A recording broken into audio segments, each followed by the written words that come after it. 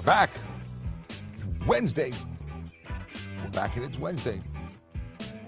Very exciting. I say that every time. Why am I so excited to be here? I don't know. Okay. Morning, zombie. First one in the chat coming through from Twitch. Chip on screen. What's happening? Oh, yeah. This is like almost a Friday thing because I'm not here tomorrow. But then I'm back on Friday. And then I'm here on the weekend. So I don't know what this is. Hey, my name is Sean Shapiro. I'm a police officer with the Toronto Police Service, and this is Ask a Traffic Cop, that show on the internet that allows me the opportunity to answer your traffic and police questions. We are currently broadcasting on a bunch of different places. Let me explain what's happening. We're on TikTok, YouTube, Twitch, LinkedIn, Facebook, Instagram, Kick, and the platform formerly known as Twitter, now referred to as X, even though I said it backwards yesterday. If you want to ask us questions, you can do that anywhere but X. That's where you should go to trafficcop.ca and click the link to join us on YouTube or any one of our other platforms that allow you to actually be heard. Because that's a problem in some places. Twitter doesn't work yet. It's been a long time. Like since they got rid of Periscope, it's been a really long time. Emma, good morning. First one on the TikTok chat. How are you? Hope you're doing well. Thanks for popping in. And of course, not just popping in. You come here, you spend time, you help out, and I really appreciate you. Okay, we have Mike Harris, who's in on Instagram, and it isn't Valentine joined. Okay, we've got folks popping in everywhere on different platforms. It is good to see you. What I do every morning when I start out, it is to discuss Vision Zero Enforcement Team, and what can I tell you about them? Oh, I'm going to tell you that they are out there making a difference, one ticket at a time. They are enforcing the Highway Traffic Act, making the roads safer for everyone involved. And how do they do that?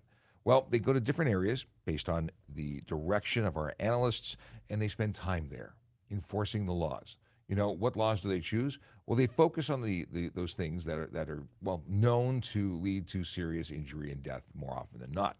That is what we refer to as the Big Four. It's speeding, aggressive driving, distracted driving, and impaired driving. And they're doing that today in 52 Division and 41 Division. Those are the neighborhoods of Kensington, Chinatown, Bay Street Corridor, Dorset Park, Kennedy Park, Birchcliff, Cliffside, neighborhoods where real people live, work, and play. Now, if it looked like I was reading, I was looking at our Traffic Services Twitter page, which you can find at Traffic Services on Twitter, well, formerly known as Twitter, now X.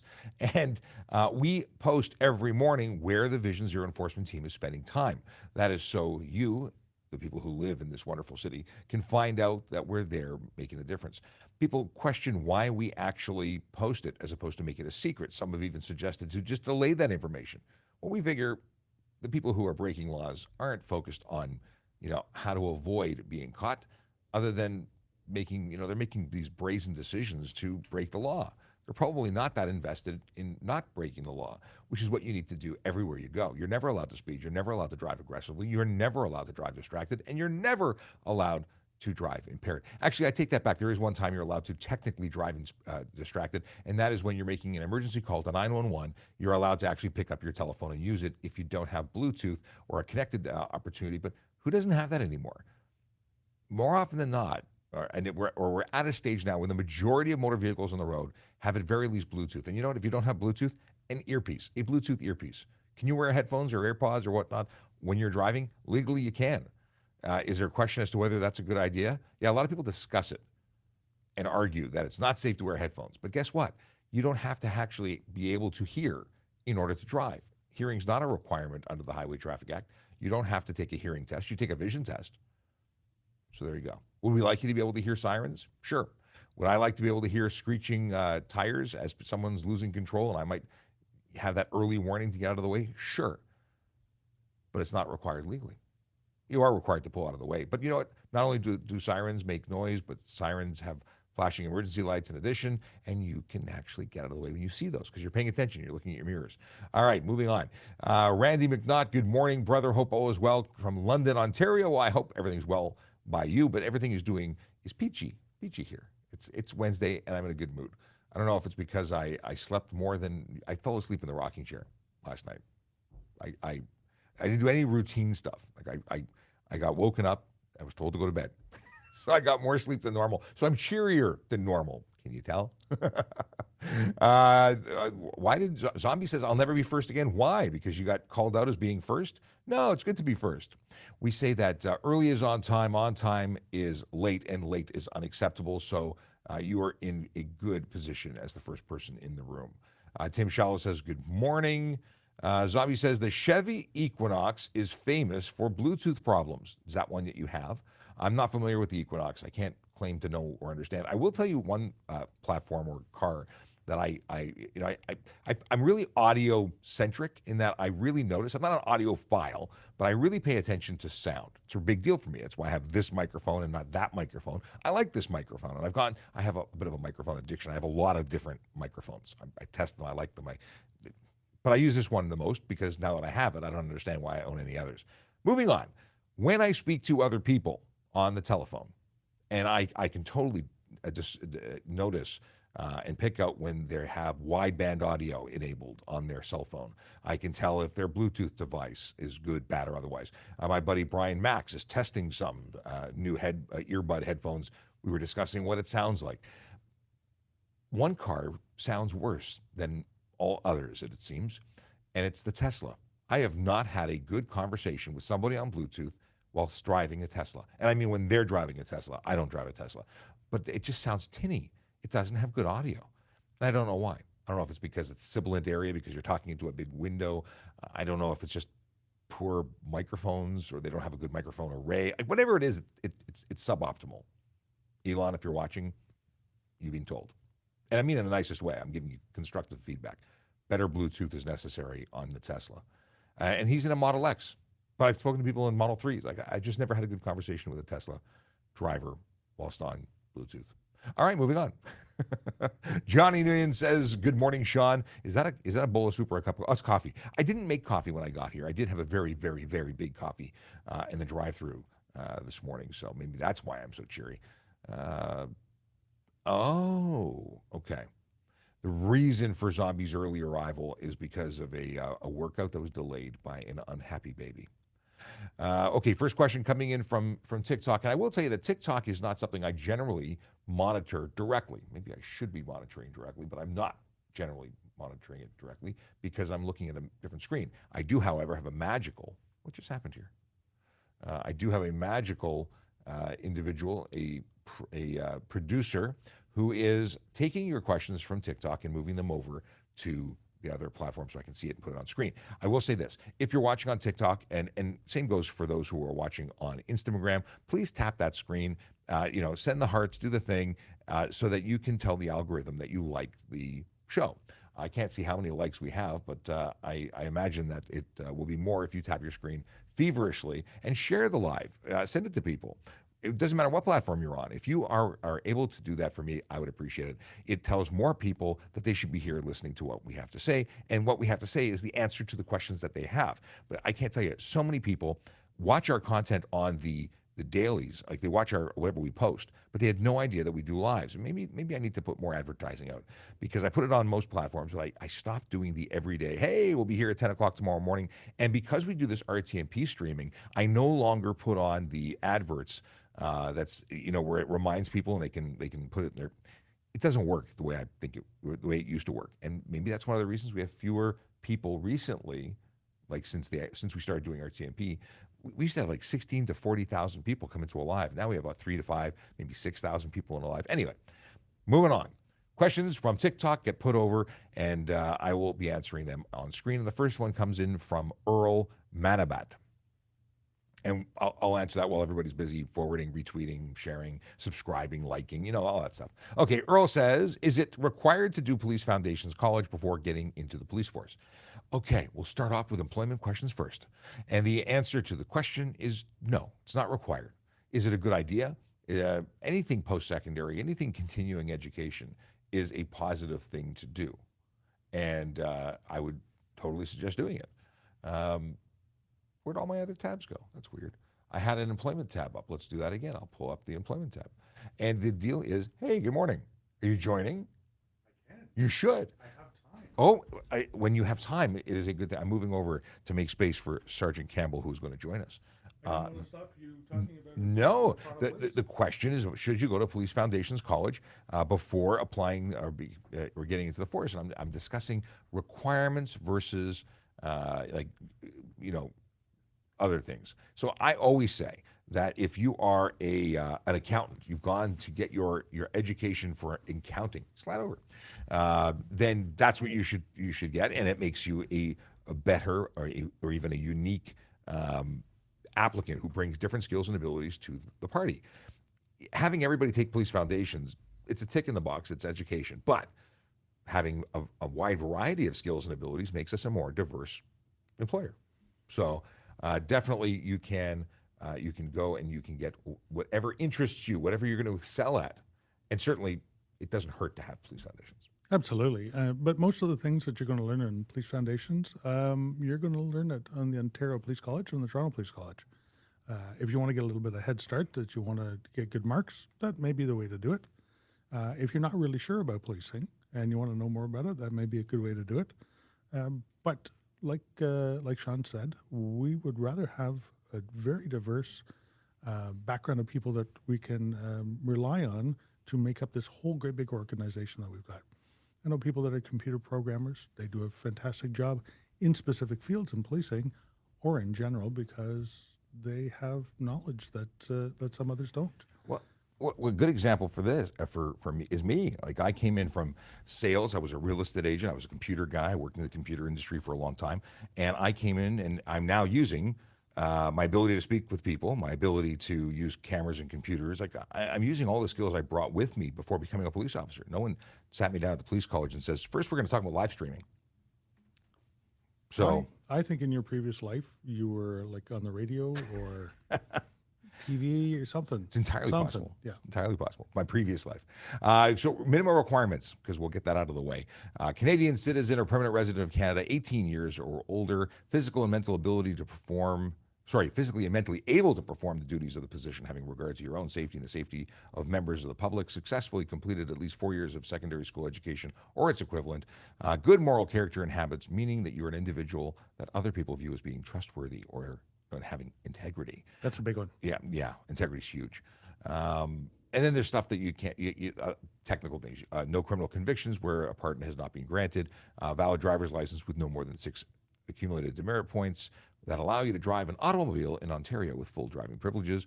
CPR first aid, OACP certificate, hearing standards, vision standards, security clearance is a requirement, and physically able to achieve stage 7 on the shuttle run and pass the prep test, physical readiness evaluation for police. Now, the reason I read all those is because none of them say you must take police foundations, and that was really the whole reason I did that. Okay, that being said, just because we're hiring police officers doesn't mean that we're only hiring police officers. We have special constables who do a whole bunch of different things throughout the city, parking enforcement officers, communications operators, and in a plethora of different jobs available in the civilian side of things. I won't put it on screen because it's the same as yesterday, but we are looking for an intermediate QA analyst. And that is someone who works in the IT risk management quality assurance section. It is a job that is closing. We have job postings. They have a limited availability date, and this one is closing on September 1st. So if you go to the website, tps.ca/careers, you can read all about it, see if it's good for you. And if it's good for you, maybe you're good for us, and you should consider applying. And a really good salary there, too. Not bad. $84,603 to $95,711. I guess it's depending on your experience and qualifications, but that's the range that the service pays for this particular job. Not a bad way to go, I think. Let's see here. We'll go back into some questions because questions are what we're all about. Oh, Akela Dracona says greetings and salutations. We have Monkey with a question, and Magi Contour, I don't know how to say that. Can I practice driving in a parking lot with a G1? A G1 license, if you're supervised by a qualified driver, that's someone who has 4 years experience and a full G. And it's important to note that the experience counts from when they got their G2.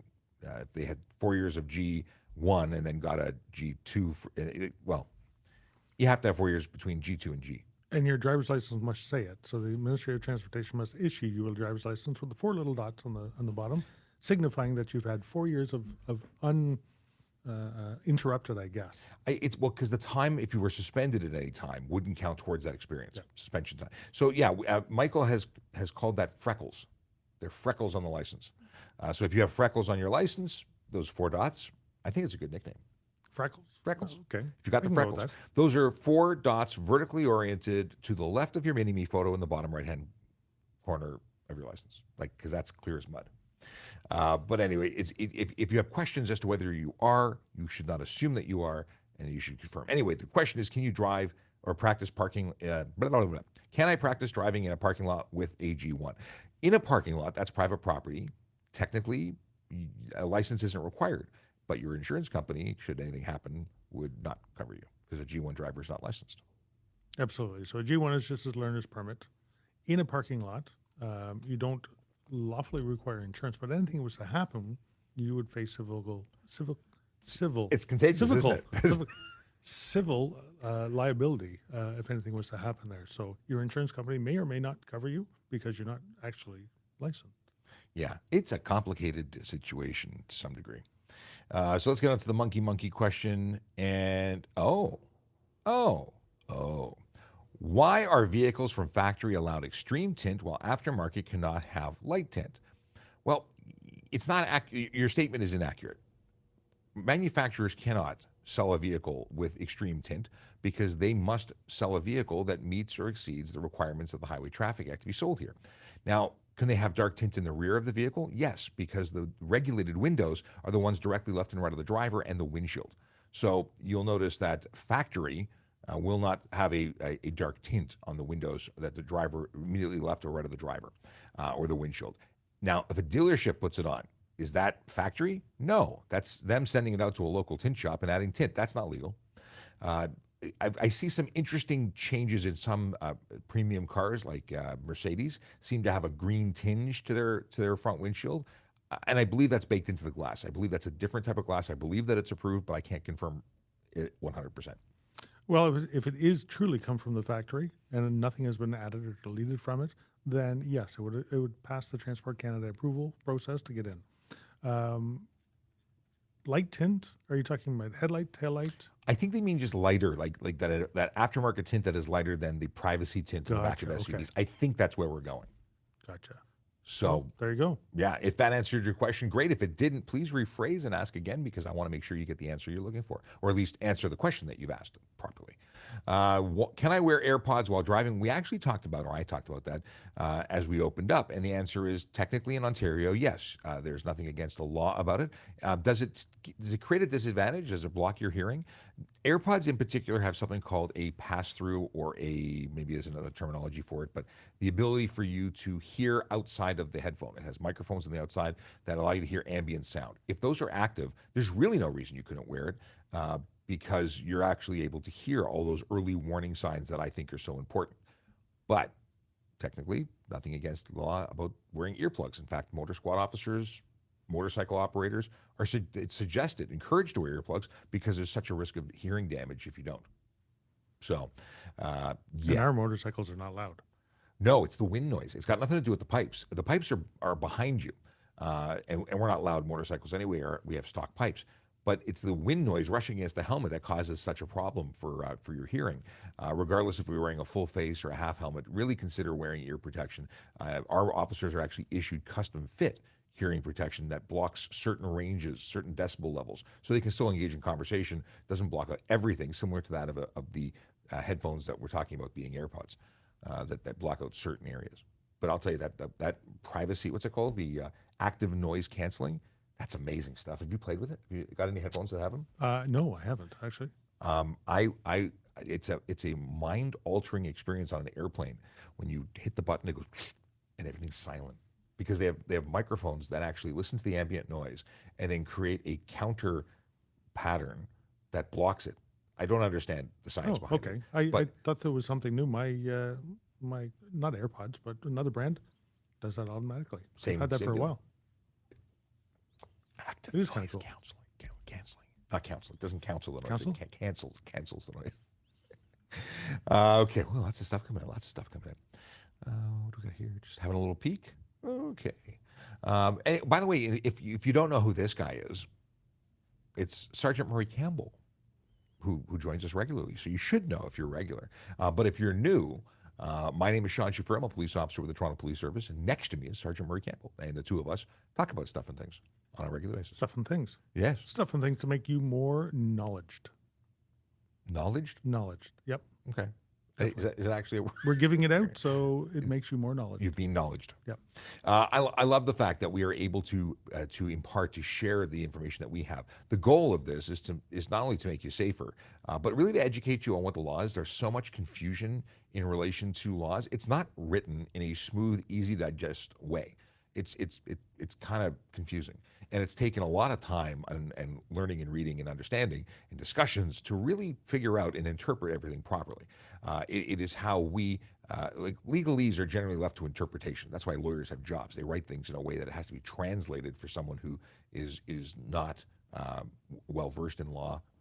Or reading that stuff to say, blah, blah, blah means you can't cross the street on a red light. Like, it's just written in such a way that it's confusing. Yeah. So we have the courts that make case law, and even something that you think is absolutely completely plain and simple to understand, somebody will make a decision somewhere where you kind of go, really, and it changes the way we do business all the time. Yeah. And we have to keep up to date on it because things change all the time. And in fact, sometimes we are the last to know when they change the laws. Yes, and we're following the news and we're looking for things too. And as things change, and they always do, we are here to tell you how they change. So this is why it's a good idea to follow us and stay in touch and watch the show, because the answers will change as the days go on. Okay. A bunch of questions that I flagged. I think I'm going to flag a few more, and then we're going to jump back to answer them, because that's what we do. We answer questions. This weekend, Fan Expo. If you're going to be in Toronto, Fan Expo is underway from Thursday to Sunday. I will be at the MAD, the Mothers Against Drunk Driving booth, and we'll be talking about stuff and things there too. I may even do some live streaming. I don't know. We'll see. Okay, 22 questions in the hopper. Michael says, I'm in for minutes. I would be great for CMV inspection, especially if I go to truck and coach tech trade and apply as a Finnish apprenticeship. I think, I don't even know what you're talking about. Want to put up on the screen there? Just so we can, I popped it back. oh, did you? Okay. But let me see here. We're just going to kind of read it to see if we. We'll read it again. And it's likely me, because sometimes I read things. Here we go. Okay. I'm in for minutes. This could be a Siri dictation situation where it got broken up. Lately I'm finding that Siri doesn't know me, doesn't understand me. I'll say things, and things that don't make sense come out, and I send them, and people say, what? And I read it again. I'm like, it totally dropped the ball. Okay. Yep. No, you got me on that one. Yeah, I don't know. I don't know exactly what you mean. I'm sure Michael you'll H. rephrase it. Yeah, I think you can do it. Okay. But if you're driving, don't try and retype it. This is true. I don't think he's driving. He's probably on the train. Stephen Ashby. If you are driving on a 4-lane highway, 2 lanes each way, and someone is driving in the passing lane, is it illegal? So they're just driving the speed limit in the left lane, because there's 4 lanes total. You got 2 in each direction. Is it illegal? If they're impeding traffic because they're driving slowly in the left lane, should they be in the right lane? Well, could you be ticketed in the right lane for impeding traffic? The answer is it depends. It depends what's going on, but simply being on the road at a speed that is legal does not mean it's illegal to camp in the left lane. The bigger problem is, and I think this is where people get really confused, passing doesn't allow you to exceed the speed limit. So if you're doing the speed limit, technically speaking, there's no reason for anyone to pass, right? Because everyone's doing the speed limit, no one should be going faster. But because people do stupid things and choose to speed, they need to have a clear path to do it. Otherwise, they make really, really bad decisions. You either make erratic moves to pass on the right or pass into oncoming traffic, and that is dangerous. So unfortunately, the lawful driver is in a position where they should be doing something to strategically make themselves the safest they can be and stay in the right lane unless they're actively passing. But very often when all lanes are full, it's because there's nowhere to go. We're all moving in traffic. So at that point, it no longer matters. And Sean, just like the laws change, the Highway Traffic Act changes and the MTO signage changes as well. So we now have areas in the province where it is actually signed, where you keep right except to pass. And if you were not to do it in those sets of circumstances, you'd be eligible for a ticket for disobeying a sign. Oh, interesting. Another additional area. Lastly, if you're camped out in the left lane, we call you a left lane bandit.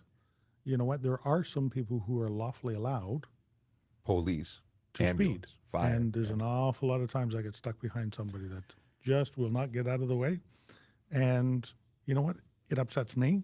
I'm sure it upsets everybody else. And we don't want to be the cause of the road rage situation. So, You know, in countries like Germany, which are very often mentioned when talking about the high speed driving because of the autobahn, they have very strictly enforced the left lane to pass, and everyone just does it. They pass, they get back into the right, and nobody even thinks, because that's the rules. because they actually follow the rules. Yep.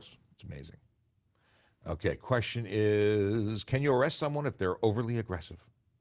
Depends. It does depend. Wait, so there's aggressive and then there's assaultive, and it depends on where that really Threatening. falls in. Yeah. So if someone's being aggressive and they're raising their fists, that's assaultive behavior. That's not just aggressive. So there is a threshold. Does the person who the aggression is being directed at fear for their safety? Yeah, there's times when people will get arrested for being aggressive because they've actually crossed the line of just being aggressive and they're actually being assaultive. And there are some legislation in Ontario that actually uses the words aggressive within the legislation. Safe Streets Act, for example. If you are soliciting on the street and you're doing so aggressively, Like panhandling and yep. things like that. Two things: there's an arrestable section under that act, and you could be charged. So if you're asking specifically aggressively, it all depends on the circumstances, the situation, and what others perceive it to be. Perception is a big deal. Yep. Talking about threatening people. If you say, "Hey, I'm going to smack you," and the next person, first person says, "Ha ha, I'll smack you back," and but if I say I'm going to smack you and you think I'm going to come and smack you and have the ways and means to do it, that's a totally different threat. It's not a joke anymore. Daddy Habibi asks, what are the consequences of a hit and run? So I think we talked about this yesterday. If you jump in for a question and you don't hang out for the answer, and you might be new to the channel, you may have never been here before, but I kid you not, I think we discussed this yesterday. I think I looked it up yesterday and I pulled it up. But you think I remember the answer? No. 199, 200 of the Highway Traffic Act and Criminal Code should it warrant it. 199. Fail to remain, fail to report, and possibly Criminal Code. Mm-hmm. Now the question is, fail to report. I'm looking for fail to remain. So I wanted to look up to see what the consequences were. Did I even find it yesterday? There's no, I'm not seeing it here. Fail to remain. I'm just going to search it like this. Remain. Fail to remain, no set fine, which means the consequences are arranged from, I did talk about this yesterday, $400 to $2,000 and up to 6 months in jail. So and then there are potential additional things depending on what actually happened. And there's failed to provide necessity. Is that the one? Failed to render assistance? Yep. Render assistance and fail to make the report. So yes, if you're involved in a collision, most times the people flee from a collision because they're doing something wrong. Not maybe the driving thing, but maybe they don't have insurance, maybe they're impaired. So the penalties for it are quite severe because everybody should. Hey, we know collisions occur. We know that they will not ever stop occurring. We want to lessen that. Mm-hmm. But you know what? When it happens, we have to find out why and hold the people accountable that are causing them. So stick around. Sometimes the simple ticket is much easier than the 5 or 6 or the criminal code arrest that you get if you run away. Here's a question about G2 and boat trailers or 14-foot boat. Can I tow a trailer with a 14-foot boat with a G2 license? You can. Yeah, as long as your trailer is not over 4,600 kilograms, you're good to go. Yeah, there are requirements, but those requirements are for all G. And technically, you could even do it with a G1, but the truth is that we don't want you to learn how to tow a boat while you're just learning how to drive a car. Focus on one thing at a time. Bad things happen when you overload. or at least the potential is there. You know what, though? You do need some practice towing a trailer and backing a trailer. But maybe not when you have your G1. Maybe not.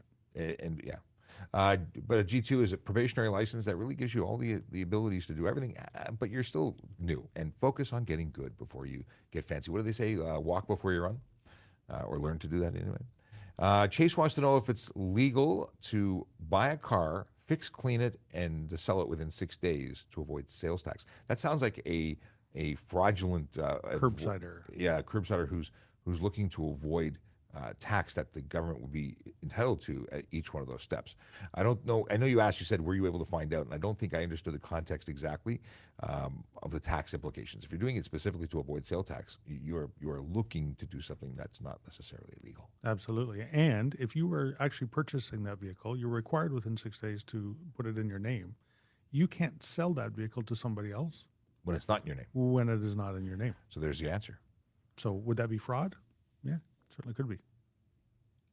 I didn't think of it that way when we first had the question. I think there was a quick, can you buy and sell? You can't even sell it if it's not yours to sell. And you haven't put it in your name, so you can't. Yeah, it makes total sense. Yeah, absolutely. How do you provide a used vehicle information package? How do you sign a bill of sale? How do you do all those things?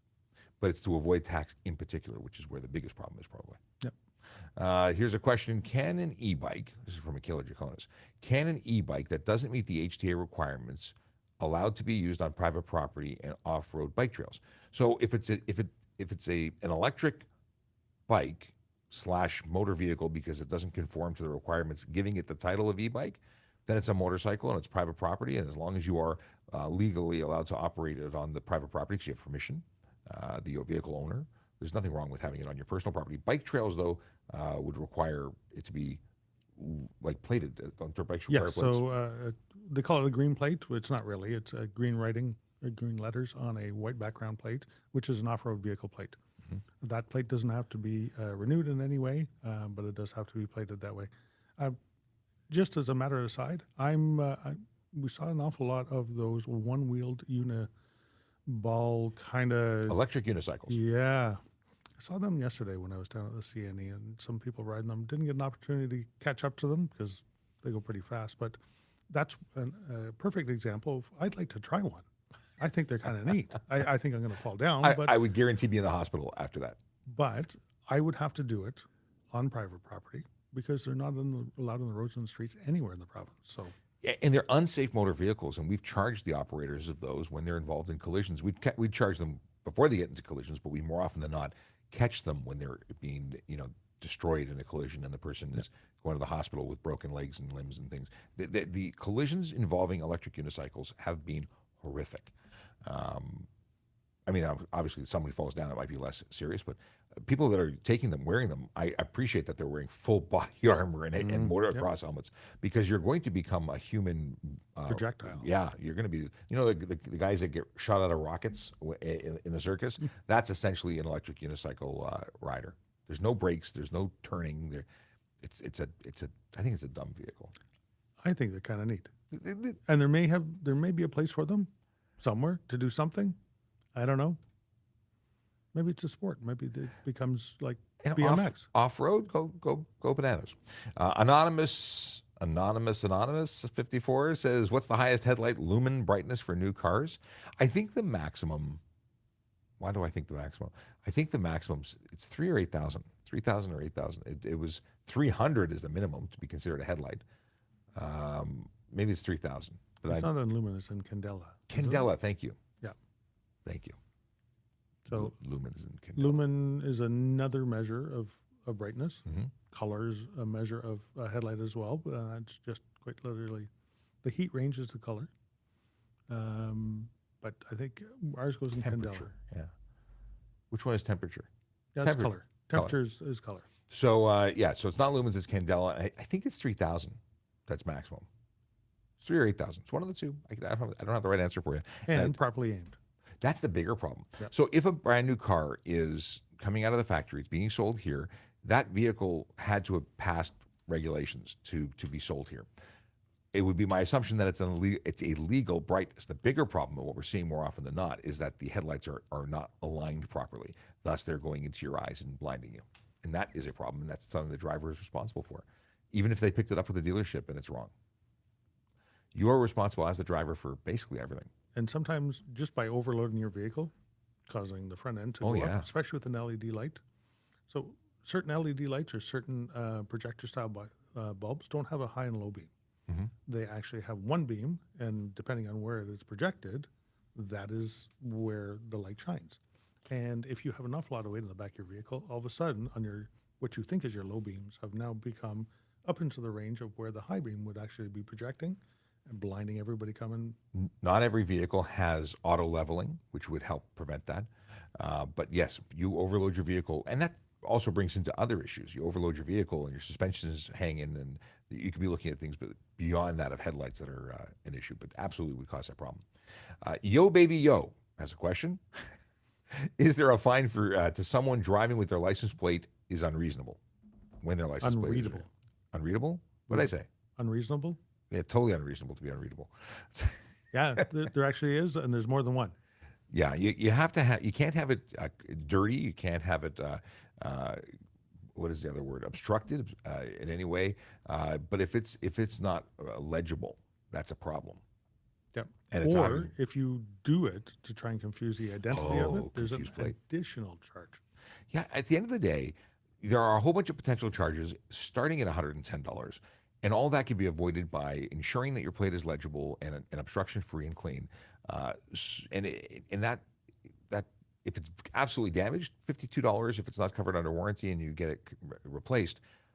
But if you continuously drive without with that legible plate, or you decide you're one of the people who don't want to have their front bumpers with those nasty plates that don't look cool, we might lay you the charge once, twice even. I'm probably going to send you to court the third time with a summons.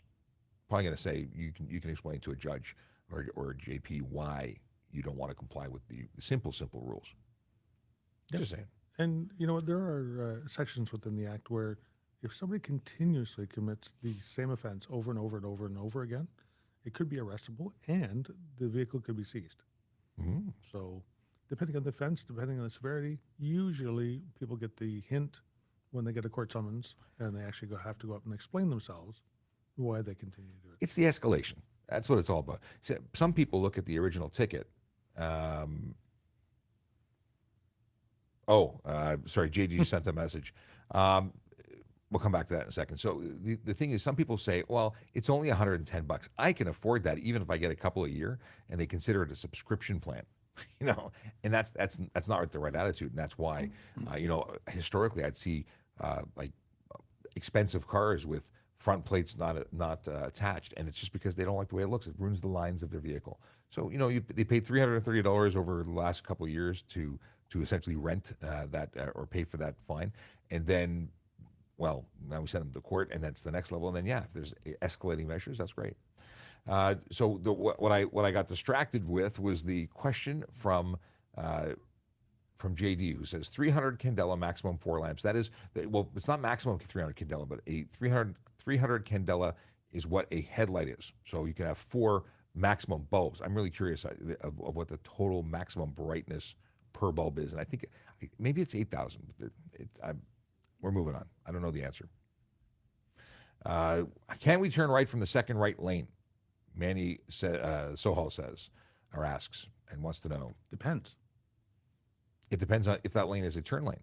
It depends if it's safe to do so. If there's a sign prohibiting it, there's a lot of depends there. Depends on the road that you're entering. If there's actually a second lane there for it. Well, it has to be actually an appropriate lane. It has to be somewhere for you to go. Assuming there's 2 right turn lanes, there should be 2 lanes for you to go into.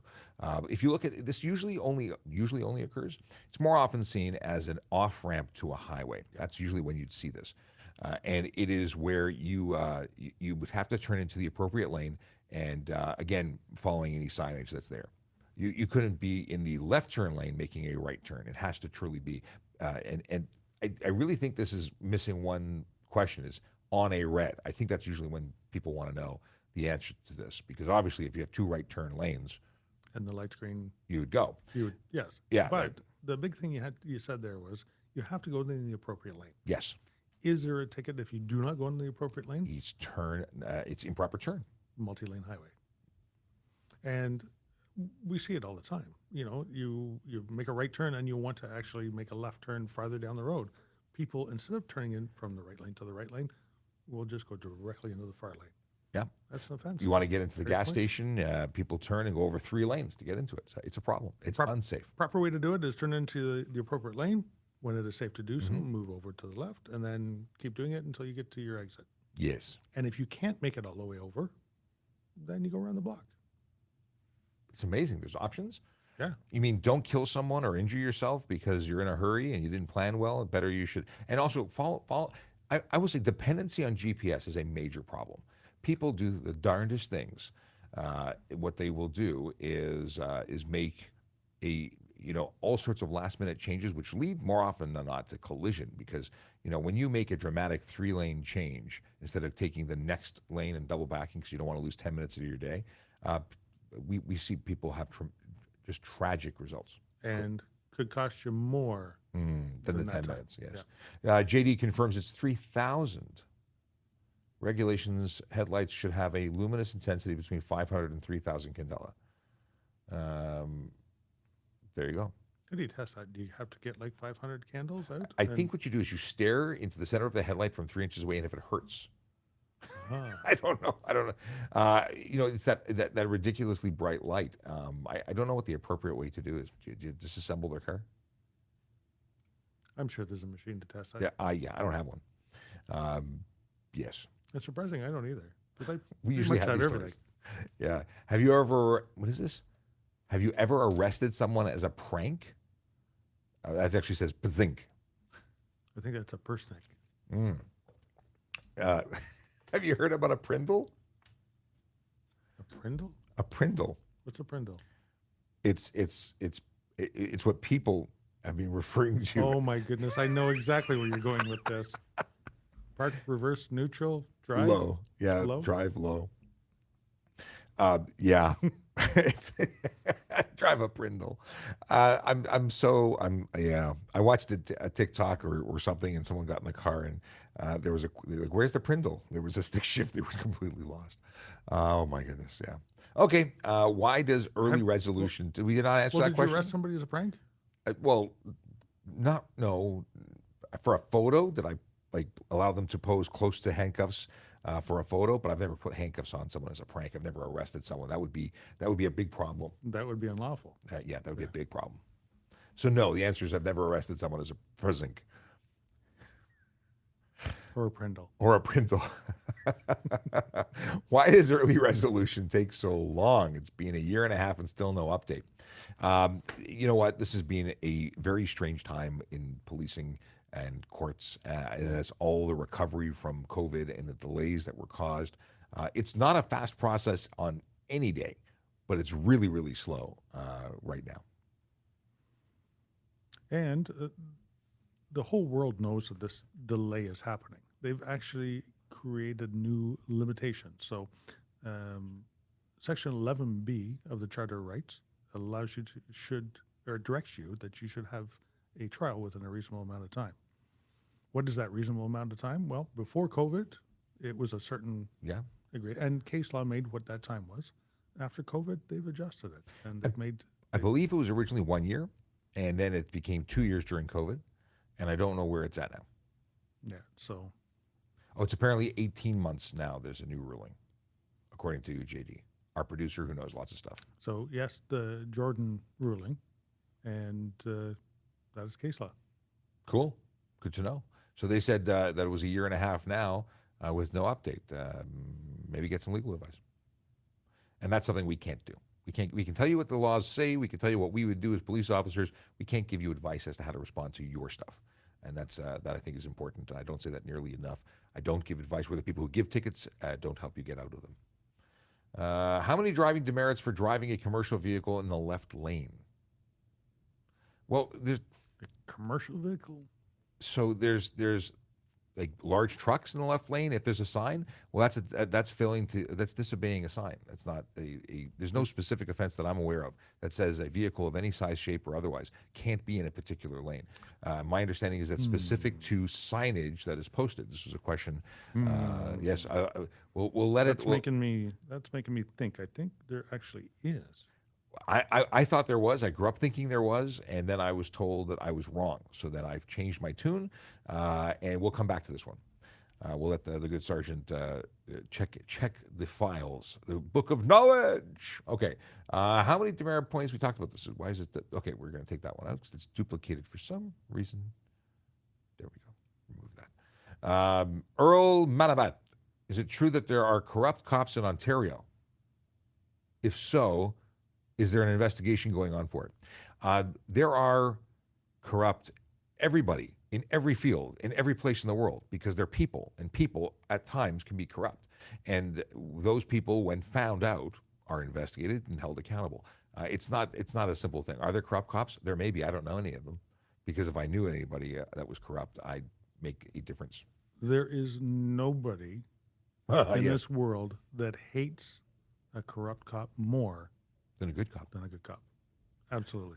You know, those of us who dedicate our lives to making the world safer for the world safer, but the community that we serve safer, doing good things, helping people. We find someone who is preying on those people. It's not a good day for them. So I did find the act. Oh, It's you did? Ontario Regulation 608, I'm writing this down. and it's prohibited use of the left lane on a King's Highway. 608. Yep. It's $85 fine with a total payable of 110, 0 demerit points. But I guarantee you'd probably get the disobey sign one as well, which is another $110 ticket, and that would be 2 points. So it's 608 prohibited use of left lane Yep, on a King's Highway. on Kings Highway. So what does it say that the prohibited use is? Does it say any 18-wheeler can't be there?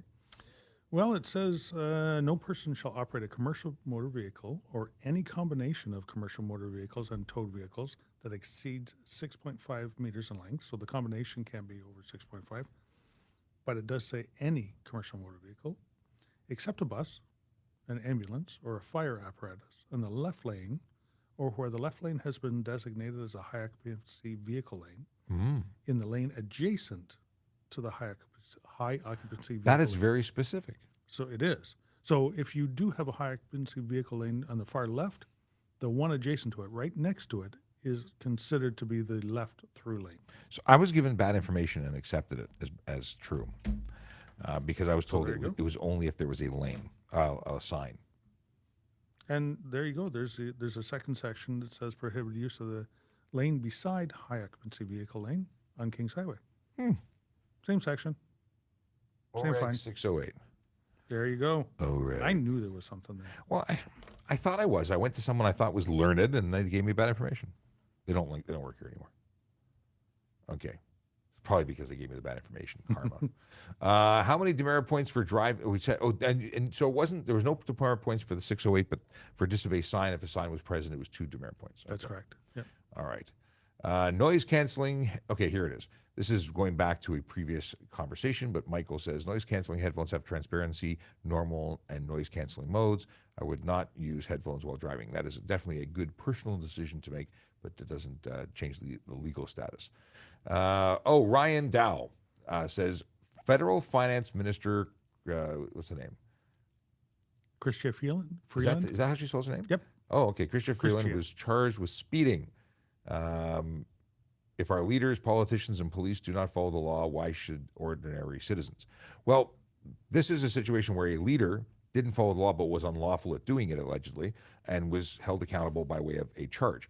Police are permitted to exceed the posted speed limit in the lawful execution of their duties, and they are exempt according to law.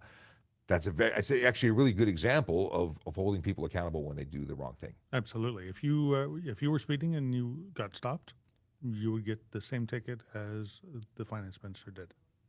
And that's really, I think it's really good that happened. It just provides a perfect example of nobody gets a free ride. There's no necessarily a exemption just because you're somebody in a political position. It is interesting to see, and I know that in the States there were some really what's the word, uncomfortable situations that were published where judges said, "Do you know who I am?" and they still got charged. And the video of their dash cam was published because America has different laws. Yep. So very, very often when people try and get out of a situation because of their status, it doesn't work very well. Police officers, again, legally permitted to do that during the lawful execution of their duties. An ambulance and a fire truck, very specific when they're allowed. Like police have a wider range of opportunity to do it, whereas fire has to be going to an active call for either fire or emergency call, first aid type thing, because they go first responders as medical responders. Ambulance can do it when they're attending a call or when they're transporting a patient. But police just say it's wider, it's less specific. But it's in the course of our duties. Yes. We can't do it on our own vehicles. We can't do it when we're going to Tim's. Tim's, though, I mean, sometimes Tim's is important. Tim's is very important. still not an emergency, still not under the umbrella of being allowed to. And people, oddly enough, whenever I talk about this, say, "Oh, I always see them speeding to Tim's," and I have an answer for you. And this is a speculation only, but very often we are running to a call. We are legitimately going to something important, and before we get there, the radio comes up and says, or the dispatcher on the radio says, "Enough units here. All other units slow down." And then we have adrenaline that is absolutely got to go somewhere, and we pull off the road. Where better to pull off than to Timmy's, go to the bathroom, get a drink, chill out, because you need to. There is an adrenaline dump. It very often you're going to go get into something, whether it be save a baby, back up a partner, do something. So I could see that being reasonable, but it looks to the average person that we were speeding to Tim's. Yep. I can tell you I've done it myself. Not specifically Tim's, although I do love Tim's. Starbucks sometimes? No, you don't. I know. You're not a Starbucks even. Goodness, no. I like my coffee to taste like coffee. And not $5. Yes. We pay for our coffee. we call it Tim Hortons and $5. Those are the two options close by. It's not Starbucks. Okay, I have a question regarding banners in the AS1 line. AS1 marks the clearest section of glass. Yes? No. AS1 is actually the rating of the glass. So AS1, AS2, there's different clarity, is my understanding, different types of glass for the way it responds to breaking, whether it's tempered or if it is. Am I on the right thing here? Am I remembering correctly? You're asking me? Yeah. I don't know. I actually don't know this one. AS1, that's not possible. Come on. I know. AS2. I actually don't know that. But I do know that the S1 line marking on a glass is a percentage of the total glass area from the top to the bottom. Mm-hmm. So there is a specific reason that they have the AS1 line marked on the glass. So I can tell. Well, for instance, in a vehicle that was manufactured before 2017, the AS1 line marks the lowest you can have tint. Now, 2017 or newer, you can't have any, but that would be the one of the indications. You can't have it below that line. Let's see here. AS1, come on, glass.com, tell me what the answer is.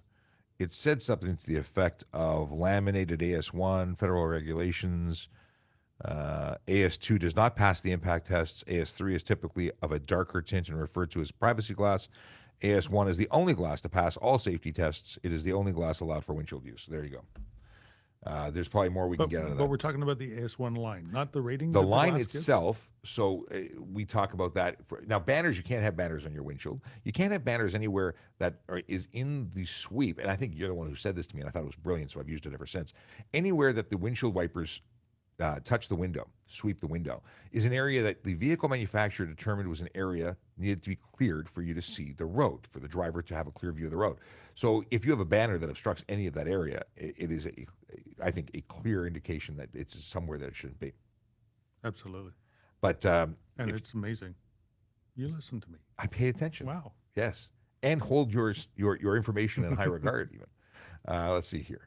Took 3 hours to clear the vehicle fire. I posted on Telegram last night because nobody knew how to get out of the way for the fire trucks. Come on, really? We have a Telegram chat. If you're interested in joining us, you can go to telegram.trafficcop.ca. Chase, Michael, Akela, myself, we're there. It is not something widely adopted. We've just been chatting. It's one of those things where we share a lot of stuff and things and banter. You should join. I should. Let's see here. Are you allowed to accelerate fast at a green light but not go over the speed limit? We talk about this all the time. I don't know why people are so interested in doing this, but it is something we can certainly talk about. And that is, it's not safe. It's not speeding that you would be charged for. Could you be charged with stunt driving? Could be. Racing, yeah. Even if you're racing the clock, why? What are you doing? If there's no good reason to do it, why are you doing it? It all depends on the circumstances, what's around, and why you're doing it. Can you be charged? Yes. I leave every morning at the same time, and there is a driver of it's a commercial van, and he is just a absolutely aggressive driver, but he never speeds.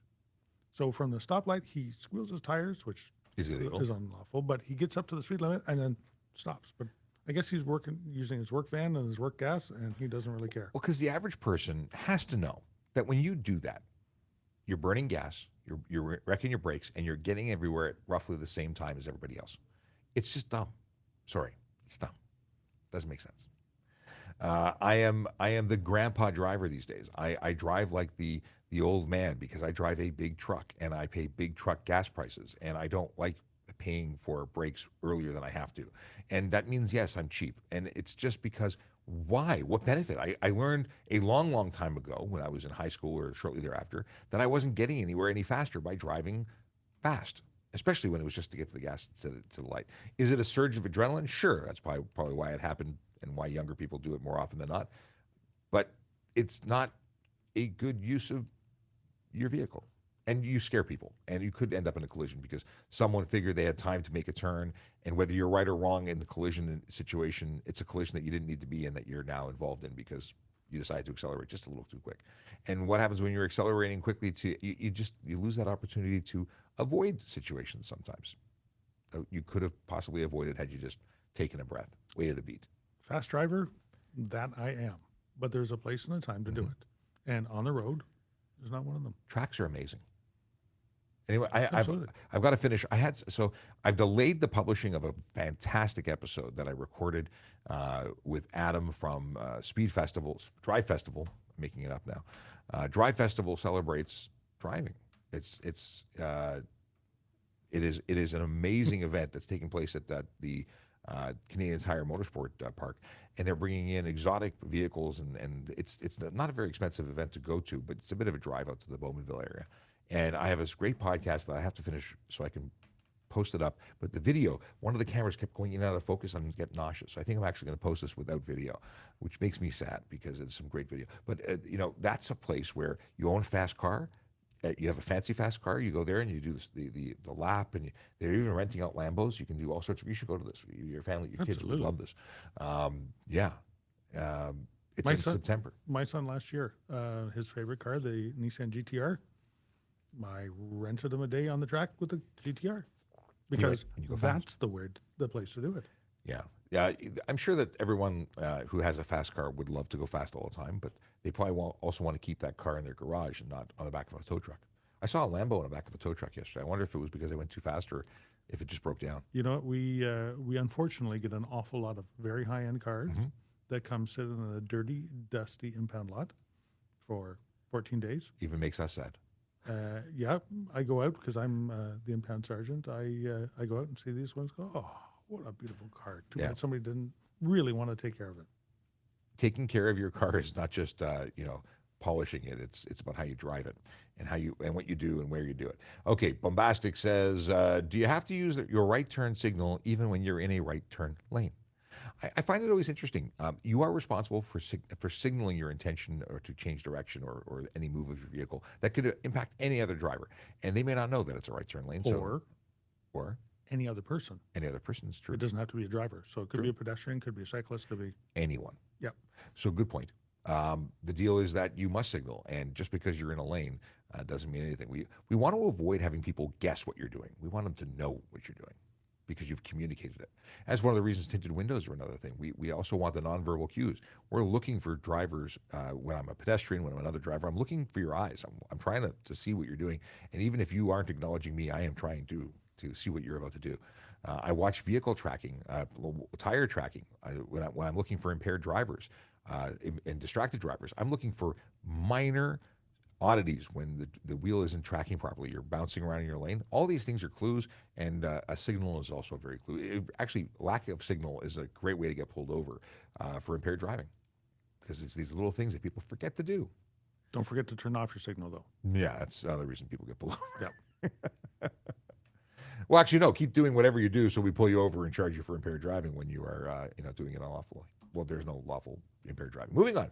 Ahmed wants to know, or says, you said you give a summons for no front plate third time, but what if it's a different car? Often I drive my clients' vehicles who don't have it. Do I just tell the JP it's not my fault? How do I earn money? Okay. Don't drive them. Don't drive the car. You are choosing to drive their car with no front plate. You are the driver. You are responsible. You get the ticket, and it's your fault. And yes, if you continuously get charged, you are going to have that show up when we pull up your record, and you are probably going to get a summons. I don't know what kind of clients you got, but or what you're doing. But maybe you should tell your clients. yeah, yeah. It's that whole. I appreciate your car looks great, sir, but I can't drive this car without a front plate because it's not lawful. And earn money. Find someone who respects you enough to not put you in a situation. Yep, because the court will take away your money. Yes, happily. Let's see here. Unknown asks the question, why are Harleys allowed to have crazy loud exhausts, but sports cars are not? I don't know why you believe that they are allowed. They are not. They are like any other motor vehicle. They are required to have, not create unnecessary noise. Now, they may be louder to some degree because the fact that you have an engine with no cowling, with no nothing, just sitting there might make more noise than one that is, deeply nested in the inside of a chassis. But they're not allowed to be making unnecessary noise. And a Lamborghini makes more noise than a Chevette, usually. Mind you, if it was a Chevette from original, it's probably not in good shape. It might have a hole in the muffler. But what I'm trying to say is a V12 will make more noise than a V4. And is it reasonable that is making slightly more noise? Sure. But if they're redlining everywhere, that's unnecessary noise. So I reject your allegation. They're not allowed to. And you know what? Many people say that, loud pipes save lives. And that is absolutely untrue. The sound comes out the back. So the people you've already passed now know you're there. That you were there. Yeah. It's not even reasonable. I just realized that loud pipes are the equivalent of scratching your initials in the bathroom stall saying, Joe was here. Because that's all it is. You've left and you've just terrorized the neighborhood and made everybody else annoyed. But it doesn't do anything. I will say that even sirens, here's something that people don't understand about sirens. Police sirens do the most, or are most effective with pedestrians in the community they're entering, because other motor vehicles are experiencing the same Doppler effect that everybody else on the road that is moving is. We're leaving the sound behind us.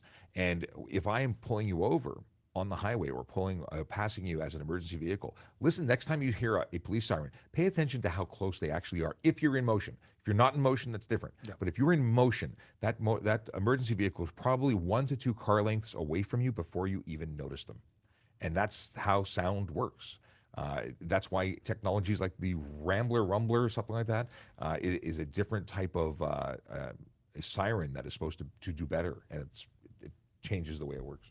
You know what? Our sirens are mounted on the front of the vehicle, let alone a couple of exhaust pipes out the back. So if you think you're proving anything, making it safer, you're definitely not. No, but people are adamant. They are so angry. Oh, you're putting me at risk, not allowing me to. Anyway, Dr. Nick, is TPS allowed to turn their lights and sirens on for a kid waving out the window? I can tell you that regardless if we're allowed to, I've done it many, many, many, many times because making a kid smile makes my day. And if I get in trouble for it, so be it. Is there a rule saying that we cannot activate a siren or lights in a safe environment to make a kid smile? You know what? I guess if we were to cause an accident, we'd be responsible by doing that, then absolutely would. But, part of our job is community engagement, like we're doing right now. Yes. Chase says, my friend had a careless charge dropped at 13 months simply because of time. So I wonder if it varies. You know what? It all comes down to the judge or JP, the application, and every situation is different. Maybe they made a case because it is an application. You don't just say, here's the button, it's 13, it's expired. You still have to make an application for 11B. You still have to go before and say, this is not right. I'm entitled to, a speedy trial type thing. Every situation is going to be different.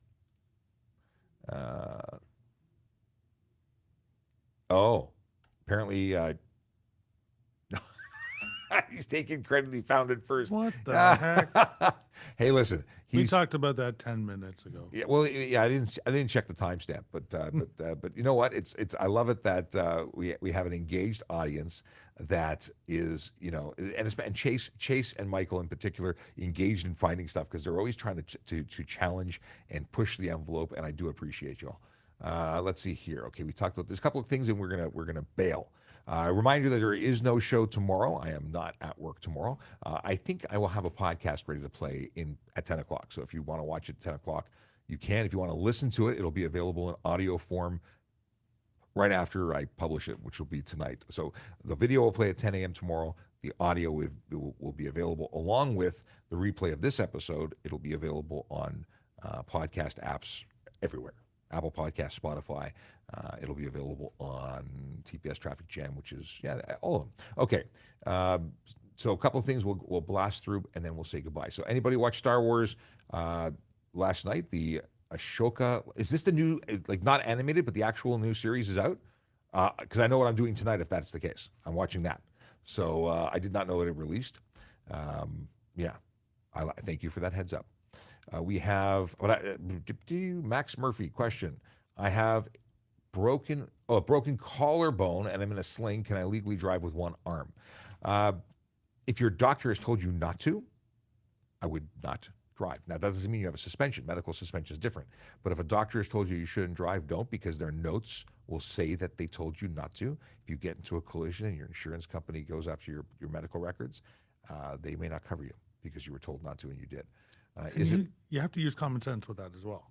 Okay, even if your doctor doesn't mention it to you, can you operate the vehicle safely? Can you work all the controls safely? Has your vehicle been modified to accept you operating with one arm? Well, there are people out there that have full driver's licenses that operate, that have been amputees, things like that. There is ways to do it. You have to do it correctly, and if you are not doing it correctly, and you're putting yourself and others in danger, yes, you could get it. You have to be safe. And it has to be safe, not just because I can do it, I can make it happen. Like if you have a center column shifter and it's your left arm that's out of your right arm that's out of commission at night, to shift and put it in park, you have to reach over. You have to be honest with yourself. Are you being safe? And if you get into a collision because you were not honest with yourself, is it worth it? If you take someone's life, is it worth it? The question from Ontario Drone is, have you ever gotten a traffic ticket? Yeah, when I was a kid, when I was learning to drive, I know of 1, 2, maybe even 3, a stop sign and at least 2 speeding tickets. Those really did motivate me to change my driving. I mean, I was 16 or 17 years old, and I don't think I've had one since. But the stop sign one, holy moly, I didn't even know I had blown the stop sign. In fact, I didn't even challenge it. I didn't question it. I'm like, there was a stop sign? And the funniest thing, and I tell this story all the time, and he's annoyed about hearing it, but a police officer from York Regional Police by the name of Sean wrote me that ticket, and every single time I see him, I still remind him of the fact that he did it, because I know him now as a police. We're both police officers. It's funny, more for me than anyone else. I got an amber light ticket. Really? Yep, and I knew the police car was right beside me, and it kind of freaked me out. I was younger. I was just a new driver, and the light went amber, and they were able to stop in time, and I went through, and I got the ticket for it, and justified, absolutely justified, and I just paid it. You know what? That is the perfect example as to when and how to demonstrate when it's safe and possible to stop.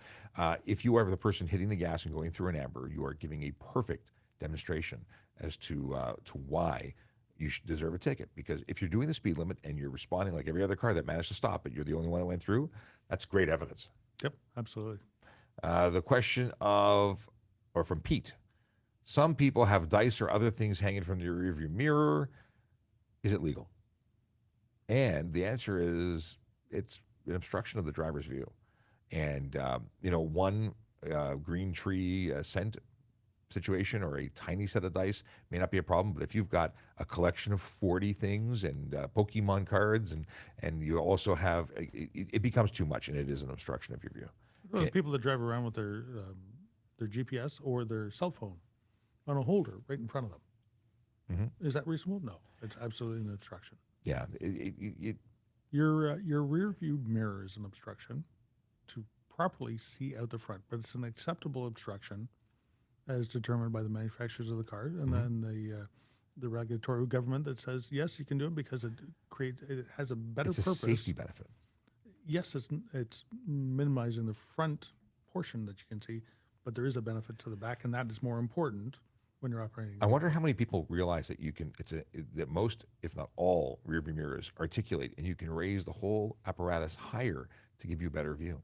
It do depends that. on your height. I know that too, because and you know what? When I make certain turns, I have to duck to be able to see under it for safety. If you just drive with that obstruction, you're putting yourself at risk, and others as well. Okay, there's a dad joke here. And I But think we're done. We are definitely done. Before this dad joke, it was still under the threshold. So, how fast can police go when they are in pursuit?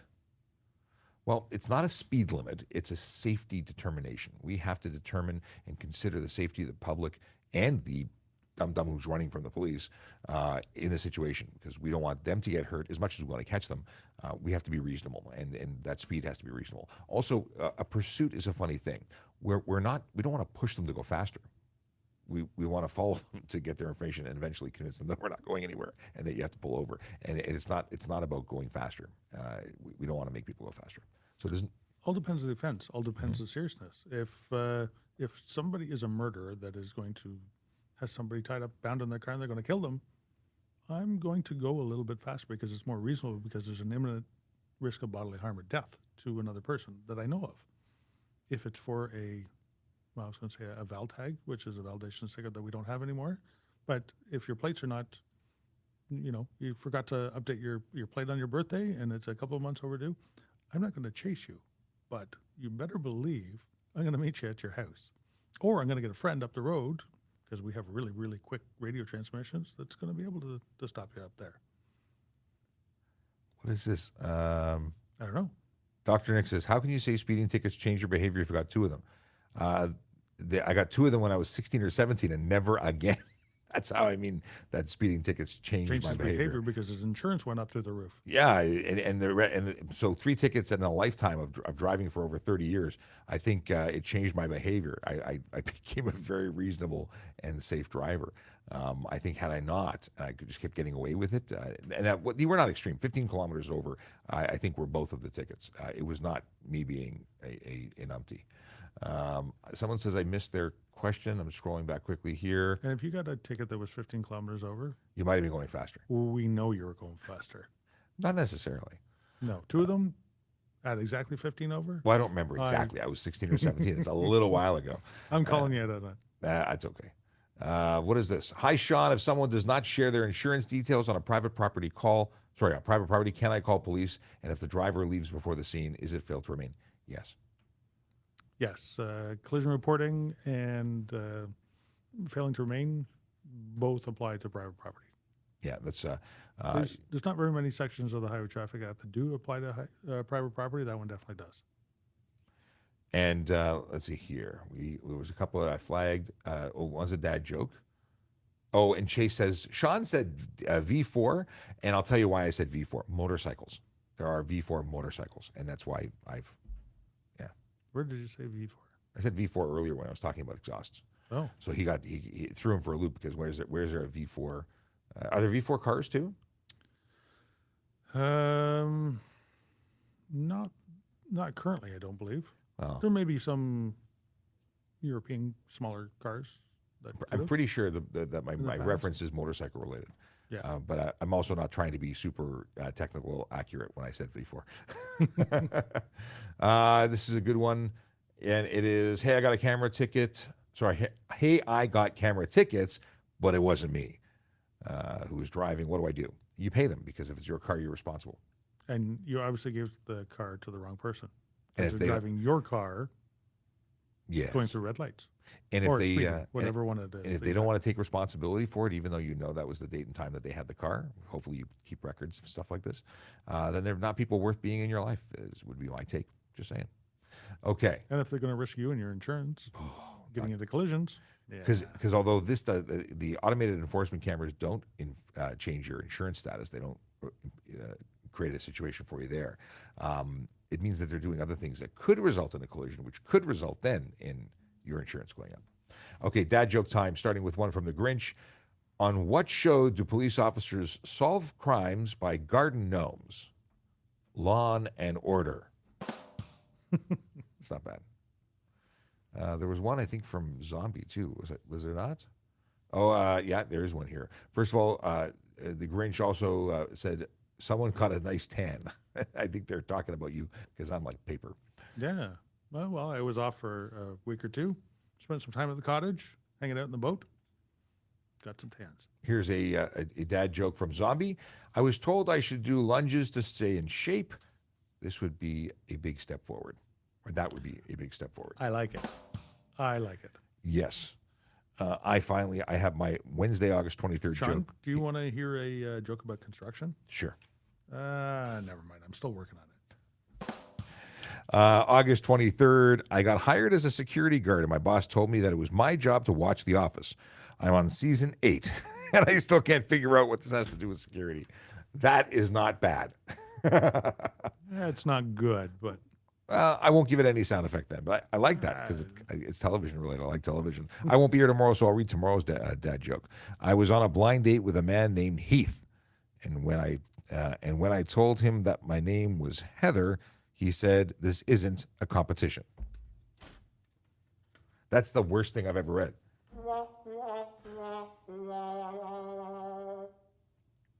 I don't get it. I don't get it. Heath and Heather? Heath and Heather, is that like, maybe it's an English term for Heather and I don't know. Yeah. I honestly have no idea. But I am thoroughly. This is going right in the garbage. I don't like that one. Thank you so much, everyone, for spending time with us. We've had fun as we always do, chatting with you and answering your traffic and police questions. Back on Friday to do it again and celebrate Friday, which is really just another show that I like making a name about. Let's see here. Oh, why did the Scarecrow become a police officer? He was outstanding in his field. Yeah, that was all right. So see you on Friday. We'll play the Song of Songs, the traffic song, the way we end every episode. But see you Friday, and stay safe. And then until then, drive sober. Yellow light, red light, green light, go.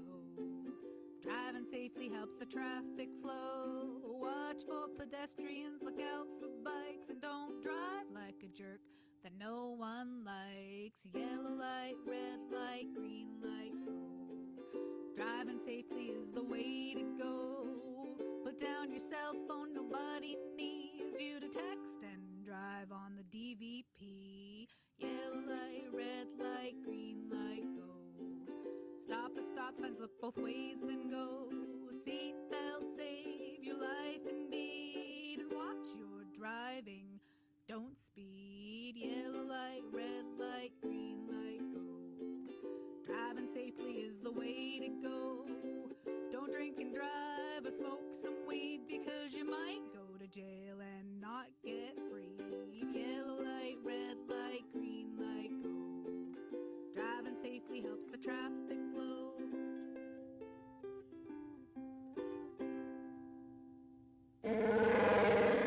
The Wookiee says it's time to hit end.